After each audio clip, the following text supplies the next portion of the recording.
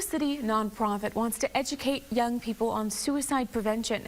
Today, the I'm Glad You Stayed project hosted a fundraiser, its first ever walk raising awareness for mental health issues. KCRG TV 9's Molly Swain tells us how it's also helping people heal. Christy K. Schroeder, David Lash. In a pavilion at Terry Trueblood Recreation Center Sunday evening, people who lost someone to suicide stood in silence and waited to hear their loved one's name. Stephen Lauderwasser, Jeff Law. Sunday's event was hosted by the I'm Glad You Stayed project after 16-year-old Dylan Sogley, a West High School student, died by suicide.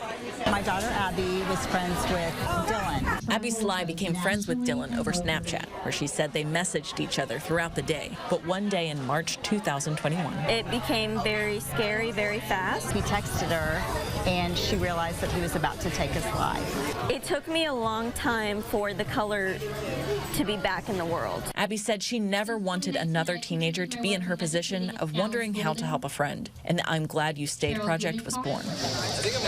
Sunday, more than 100 people gathered to walk in honor of those they lost, to support each other, and to destigmatize talking about suicide. We're going to say, hey, we don't care about the stigmas associated with this. We're going to personalize this. Abby knows firsthand how important finding community is when grieving. The first year after he passed away is just a fog, but it is really healing. She hopes the walk and her efforts to educate people on suicide prevention help others avoid going through the same pain she's felt. It's hard to accept that he's gone and that you're here, and you have to figure out how to live without him and move forward.